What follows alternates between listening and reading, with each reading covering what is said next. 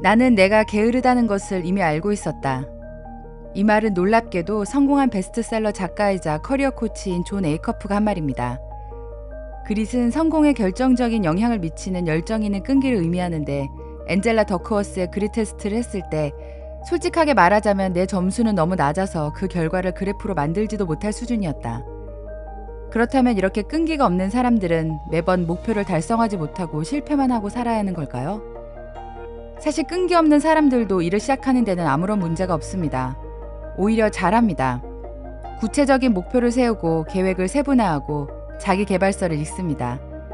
하지만 진짜 문제점은 어떤 일을 제대로 끝내본 적이 드물다는 것이죠. 반쯤 쓰다만 노트들, 30번쯤 시작만 한 다이어트, 3번 갔더니 기한이 지나버린 헬스장 이용권 등 계획이 실패하면 항상 나 자신의 능력을 탓합니다. 나는 끈기가 없어서 안 될 거야. 이번엔 내 노력이 부족해서 그래. 우리는 왜 매번 끝내지 못한 것들의 무덤에서 벗어나지 못하는 걸까요? 그리고 어떻게 하면 하나라도 제대로 끝낼 수 있는 걸까요? 존 에이커프는 자신과 같은 끈기 없는 사람들을 위한 도전 31 프로젝트를 고안했습니다. 끈기 없는 보통의 사람들도 목표를 달성할 수 있는 방법을 찾은 것입니다. 그는 이 모든 게 완벽주의라는 악당 때문이라고 말합니다. 놀랍게도 계획을 세우는 순간 우리는 모두 완벽주의자가 되어버립니다. 완벽주의면 더 좋은 것 아니냐고요? 문제는 완벽주의는 카드로 만든 집과 같다는 점입니다. 그래서 한순간이라도 실수를 하면 전체 계획은 와르르 무너지고 맙니다. 저자도 이런 경험이 있다고 말하는데요. 운동을 시작한 그는 어느 해 2월 한 달 동안 120km를 뛰었습니다. 3월에는 114km를, 4월에는 117km를 뛰었죠. 5월에는 12km를 뛰는데 그쳤습니다. 그럼 저자는 6월에는 얼마를 뛰었을까요? 0km였습니다. 어느 순간 완벽했던 흐름이 무너지자 전체 계획을 망치게 된 것이죠. 우리는 저자와 똑같은 실수를 매번 저지릅니다. 다이어트를 시작하고 일주일 동안 새벽 6시 반에 일어나 운동을 하고 완벽한 채식을 하고 잠자리에 일찍 듭니다. 그리고 월요일 아침 시계를 보고 이렇게 생각합니다. 벌써 9시라니 내 계획은 망했군.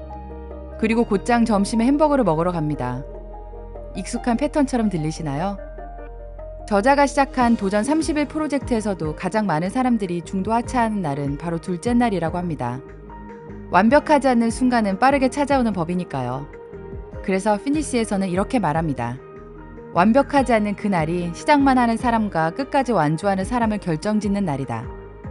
저자는 완벽주의자들에게 2가지 해결책을 제시합니다. 첫 번째 조언은 이것입니다. 당신의 목표를 지금의 절반으로 낮추라. 절반이라니 내 능력을 너무 과소평가하는 것 아니냐고요? 저자는 책에서 계획의 오류라는 개념을 소개합니다.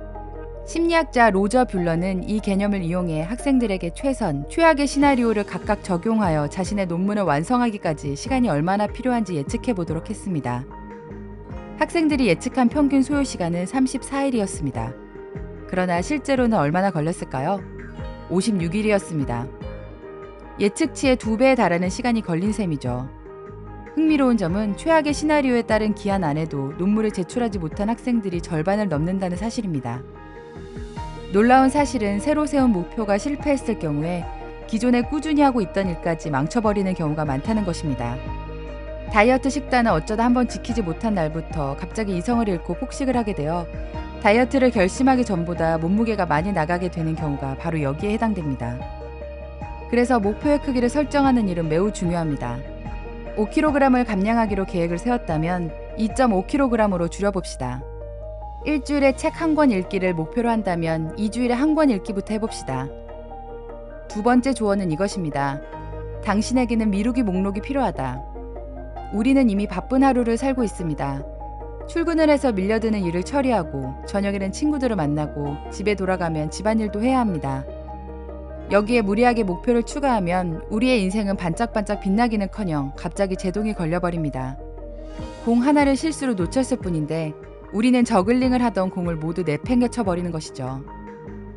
목표를 달성하는 과정에서 우리는 주어진 시간과 에너지를 적절하게 활용해야 합니다.